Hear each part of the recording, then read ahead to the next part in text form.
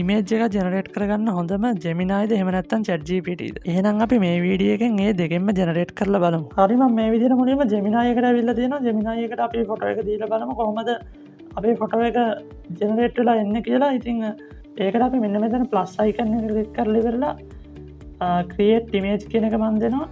ඉතින් මට ඕනේ මම දෙන ඉමේජ් එක ස්ටුඩියෝ එකක ගත්ත එකක් විදිහට හදාගන්න. ඉතින් ඒකට මම මගේ ඉමේජ් එක අප්ලෝඩ් කරගන්නවා මේ විදිහට.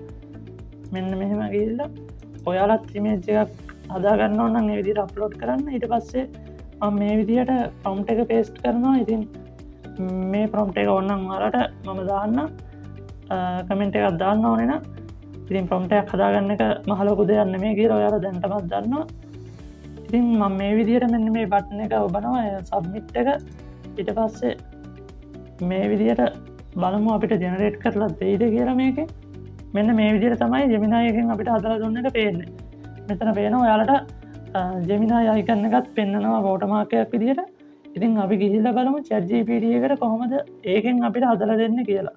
හරි මම ChatGPT එකට ඇවිල්ලා මෙන්න මෙතන create an image කියන එක ක්ලික් කරනවා. ඊට පස්සේ අපිට මේකටත් අර ඉමේජ් එකම අප්ලෝඩ් කරගන්න ඕනේ. මෙන්න මේ විදිහට මම ඒකම ඇඩ් කරගන්නවා. මේ විදිහට ඇඩ් කරගෙන ඒක අප්ලෝඩ් වුණාට පස්සේ මම ප්‍රොම්ප්ට් එක පේස්ට් කරනවා. ජෙමිනායි එකට පේස්ට් කරපු එකම තමයි පේස්ට් කරගන්න මේකට. ඉතින් මම මේ ප්‍රොම්ප්ට් එක හදාගත්තෙත් ජෙමිනායි එකෙන්. අපි බලමු මේකට දීලා කොහොමද ජෙනරේට් කරලා දෙන්නේ කියලා. හරි අපිට මෙන්න මේ විදිහට ChatGPT එකෙන් ජෙනරේට් කරලා ඇවිල්ලා තියෙනවා ඉමේජ් එක. මේ විදිහට ඕපන් කරලා බලුවොත් මේකේ ඇවිල්ලා ෆේස් එකේ තිබ්බ විදිහටම තියෙනවා, සමානවම තියෙනවා. හැබැයි මේක ස්ටුඩියෝ එකකම ගත්ත එකක් විදිහට හරියටම පේන්නේ නැහැ වගේ එකකුත් තියෙනවා. හැබැයි ෆේස් එකේම හරියටම තියෙනවා. ඉතින් මේ ජෙමිනායි එකේ ගත්තත් එහෙම අපිට පේන්නේ මෙන්න මේ විදිහට. ජෙමිනායි එකේ ෆේස් එක පොඩ්ඩක් වෙනස් වෙලා වගේ පේනවා. ඒ කියන්නේ මොකක් හරි පොඩි වෙනසක් තියෙනවා. හැබැයි මේ ChatGPT එක ගත්තොත් ඒ විදිහටම ෆේස් එක ඇවිල්ලා තියෙනවා. මම මොකද ප්‍රොම්ප්ට් එකේ දාලා තිබ්බා මේ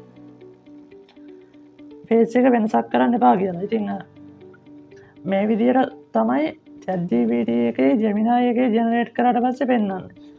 ඉතින් මේ දෙකෙන් ඇත්තටම හරියටම මං හිතන්නේ මට මං කලින් යූස් කරපුවත් එක්ක දෙන්න තියෙන ChatGPT එකේ තමයි ගොඩක් හොඳට ඉමේජ් එක ජෙනරේට් වෙලා එන්නේ. ඒ වගේම ජෙමිනායි එකෙත් ඒ කියන්නේ ගොඩක් දුරට හොඳට එනවා.